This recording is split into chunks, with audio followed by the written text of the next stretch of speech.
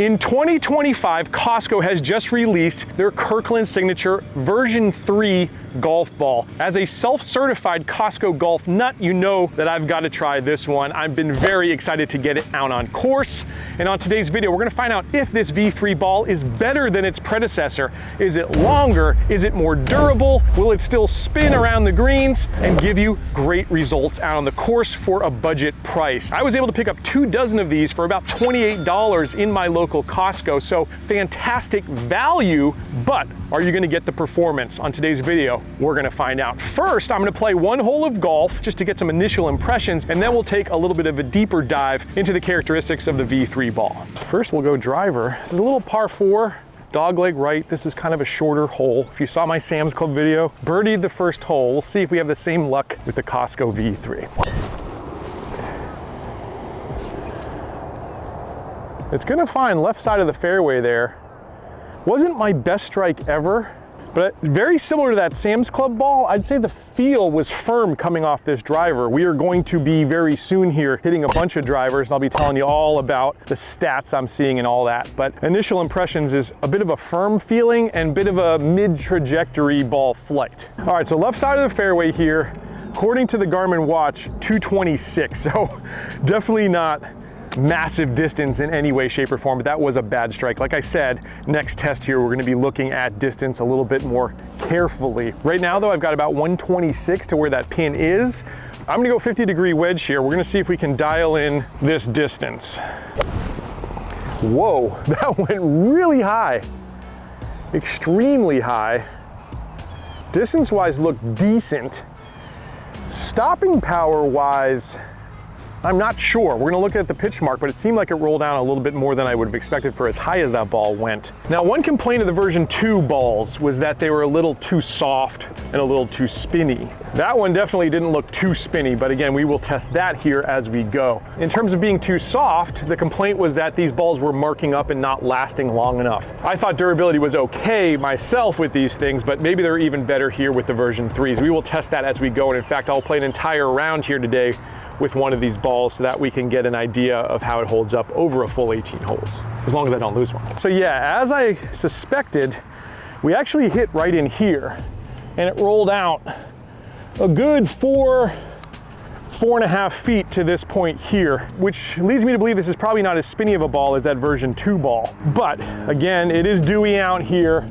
The conditions aren't ideal for stopping power, but with a 50-degree wedge, I would have expected a little bit more, to be quite honest. Either way, pretty good result. Let's see if we can make a putt here. We've got about 25 feet here uphill. Now, in terms of an alignment line, you've got this deconstructed arrow pointing forward and backward with the words Performance Plus in there. It's not super bold, I'll say that. So when you stand up, it's actually hard to see that alignment line. I think I like the Sam's Club ball a little bit better when it comes to that. Let's see if we can make the putt though. Pretty good for speed. We didn't get the birdie we got with the Members Mark ball, but we got a tap in par, and I'll never complain about that. Now it's time to dig a little bit deeper here into the performance of this ball and see what changes Costco has made with the version 3. All right, here we're gonna test driver. What does this ball feel like coming off the club face? On that first hole I played, I would say it felt very firm, but we're gonna get all the stats here with the GC Quad, and we're gonna be able to measure with our GPS G80 from Garmin exactly how far these ones fly. By the way, all the technology I get on this show, courtesy of playbetter.com. So if you're gonna buy launch monitors, GPS devices, watches, rangefinders, all that good stuff, they are the best in the business. Best prices, free 48-hour shipping across the continental United States, and literally the best customer service in golf. So highly recommend you use PlayBetter for all your golf tech needs like I do. I'm gonna leave some links down in the description if you wanna check out the gear I'm using. All right, shot 1 here. A little off the toe there, but generally I found with this driver we don't lose a whole lot of distance on toe shots, and in fact the smash factor is fine. Club speed 104, ball speed 147, the smash 142, and the estimated carry there 243. It is dewy, as I mentioned down here, so I'm hoping these ones go about 250, 255 at this point in the morning. I don't know if that's going to get that far. It just feels so hard leaving the club face. One of the hardest feeling balls I've played in a long time. I'm also not seeing massive peak height out of these either, at least those first 2 shots, but let's continue to test here. Again, slightly toe side there. Club speed there again, 104. Ball speed, 147. Smash, 142. Our spin number, by the way, 2089. So it's a little lower than where I'm normally at with this driver, which is around the 2200 mark, but nothing crazy. And that time the estimated carry was down 229, which with all the same stats seems kind of low, but I think that one launched even lower than the first one. Shot 3 here.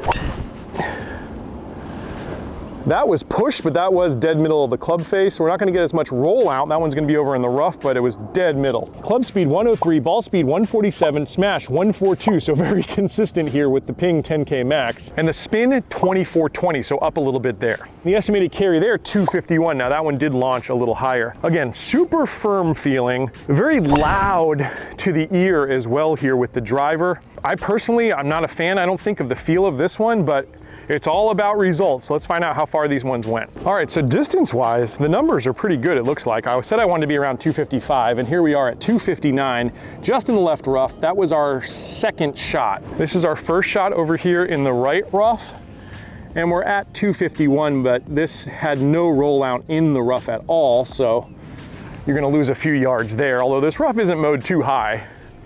And our third shot probably would have squeaked down a little bit more distance if we didn't come into these little trees here. But I do think it bounced from the right-hand side, so we're over in the junky stuff, but 260 is the number from here. All in all, distance-wise, I'm not unhappy with those numbers. What I am unhappy though is with the feel of this one. I think what Kirkland has done here with the version 3 is they've really decreased the spin, but we need to test that. So the next test, we're gonna go over to a par 3 and hit some iron shots. Let's do that now. All right, so I'm standing here at 153. I'm gonna go 8 iron here, which should be plenty of club. We've got a front pin. We're gonna see what these things do with the irons, look at peak height, stopping power, and we're gonna check spin here on the launch monitor. With that driver, it looked like we were about 200 RPMs down from my normal gamer balls. So we'll find out what they're gonna do here with the irons in hand. Decent strike, maybe slightly thin. Let's see if we've got the distance. We do, pretty much middle of the green there. In terms of spin though, lower as expected. I normally would be around 6,000 RPM with an 8 iron. 6,000 to 6,500 is kind of where my 8 iron lives. Here I just hit that 53.24, so that's more like 7 iron for me. So spin maybe a little bit lower with these balls. Let's hit a couple more shots. In terms of stopping power, we're gonna check the pitch marks, but it was okay, not great it looked like. Let me see if I can make a little better contact too though. I did there. That was dead middle of the club face. We'll get a real good idea of stopping power on this one. And that rolled out to the left quite a bit. I think we still held the green. The spin there, 57.69, so a little bit better on a better strike, but still lower by a couple hundred RPMs than what we get from the balls I normally play or from like a tour quality ball, let's say. Shot 3. Another good strike drawn in. It's actually going right at it. Let's see how the distance is. That is, woof. For a second, I thought it was gonna disappear, but our lowest spinner there, 52.24. One thing I did notice there in terms of trajectory, just like I saw with the driver, I would say a little lower trajectory here with the irons. That's not a good or bad thing. In fact, if you're in really windy conditions, you're against the wind, sometimes you wanna flight them a little lower, but it's just something you should keep in mind. Let's go check the pitch marks. We're gonna look at stopping power and see exactly how far those ones went. All right, so 3 balls on the green, that's the good news. In terms of distance, we have a little wind into us. I would say fair for distance. It doesn't blow me away, just like with the driver, it's kind of as expected. It's definitely not a super long ball, but we're also not losing distance with this ball, I don't think. In terms of like where these ones hit and stopped, again, I'm hitting an 8 iron. This is my pitch mark here. This one rolled out, probably 8 feet. We did just hold the green. About the same here with this one. This is one that almost went in, but again, that rolled out, I'd say a good 10 feet to here. And this was our first one that was maybe a little of a thinner shot, but it landed right up in here. We're on an upslope, so it didn't roll out as much here, but it still rolled out probably about 5.5, 6 feet. All in all, in terms of stopping power, I would not say the most impressive. And in terms of distance, as I mentioned, fair, but doesn't knock my socks off. Let's get to the next test. All right, so I've got a 58-degree wedge in hand. I'm 75 yards out here. I'm gonna try to flight this down, see what kind of check we get. It's starting to dry out here as well, so we'll really be able to test spin. Good strike, it's right at it. Pinched it pretty good as well. That's actually over, interesting. So kind of as I suspected, we didn't get grabbed there. So I'm actually gonna go back about 5 yards because we wanna see what these balls do and how far they roll out. Again, good strike. Just left of the pin. It just won't stop. It's getting better, I think, but I would have liked to see that one hop and stop. That's what we were getting with the Sam's Club balls anyways. A little higher there. Again, we're gonna get a good idea of stopping power. Still, looks like back of the green to me. And it just finally came to rest. And clean these grooves, give ourselves the best chance possible, but so far, I'm personally not impressed with stopping power of these. Good shot there again. Will we get it to stick? It just wants to keep rolling out. Wow, it just won't stop. I'm gonna hit one more. I'm gonna try to flight this one a little lower even. If one's gonna spin, that's gonna be the spinniest shot I hit. And that one's off the green. All right, so I've got actually 2 pitch marks. That was pretty consistent right here. These things rolled out over 25 feet. And for a 58-degree wedge, that to me is just not acceptable. I mean, that was a great shot. I can tap this in with the wedge, but that's not what I was expecting out of this ball. And I'd love to give it some excuse that these greens are dewy or these balls were wet or something like that, but I made sure that we had nice dry balls here. And as this morning has progressed, this is a very dry green, so there's really no excuse for that type of rollout. Right now, I'm just kind of scratching my head. We've got one more test here. We'll do a little chipping here around the green and see what kind of grab we get on a chip shot, but so far I'm not impressed. All right, so I'm gonna give myself about a 25-yard chip shot here. My landing spot with my normal ball would be about here with a 58-degree wedge. So if I do that, we should be about pin high. With my gamers, we'll see what the Kirklands do. All right, so again, I'm gonna hit 5 shots here. And the reason there's 5 balls is because that 6th ball I'm actually saving for our durability test. I know a lot of folks are interested in how these balls hold up, and I'm playing that ball out here as I go. All right, shot 1. So I hit basically into my spot. I did get some nice secondary check, and all in all, I'm pretty happy with that result, I've got to say. Cleaning the grooves here as I go to make sure we're giving these balls the best chance possible. That one I hit a little higher, and not a fantastic result, but what I liked about what I saw there is the fact that we didn't get an extreme amount of rollout here. That again is exactly my landing spot and hopped right over the other ball, so that was perfect. And again, distance-wise, I like what I'm seeing there. Like I said, it was so harsh with the driver and even the irons. I don't like the feel of it, but around the green, I actually kind of like it. Again, some nice kind of secondary check there. 3 out of 4 of those are pretty darn good. See if we can end on a strong note here. Hit that a little more toey, and we got a little bit more grab.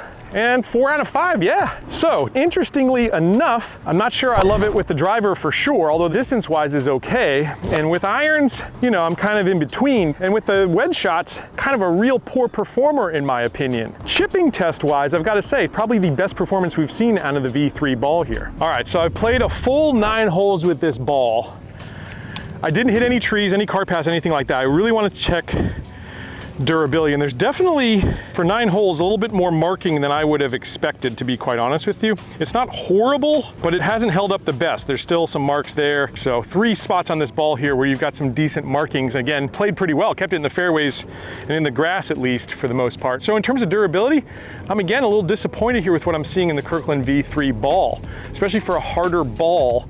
I would expect this one to hold up a little bit better than it has. And on top of it, I'm gonna show you some footage with my cameraman, Sean, who actually took 1 shot with this ball. And I apologize that it's vertical video, but we were doing it for TikTok. And you can see after 1 shot of him hitting this golf ball, a brand new ball out of the box, it had pretty significant damage to it. So in terms of durability, I don't think I can recommend the Kirkland ball. It just doesn't seem to hold up in very normal playing conditions. I can't imagine being out in the desert or somewhere where it's a little harsher. As a ball as a whole, I'm not sure I can recommend the V3 ball. I think it's gonna take a little bit more testing. I also really wanna pit it up against that Members Mark ball from Sam's Club that I seem to really like here on course. And this ball, left me wanting more for sure. But we got to do some more scientific testing. We're going to take it into the studio, really measure the data points, and come to a conclusion on which ball should go in your bag this year. Make sure that you're subscribed so you don't miss that one, and I'll catch you back here next time on another edition of Let's Play Through.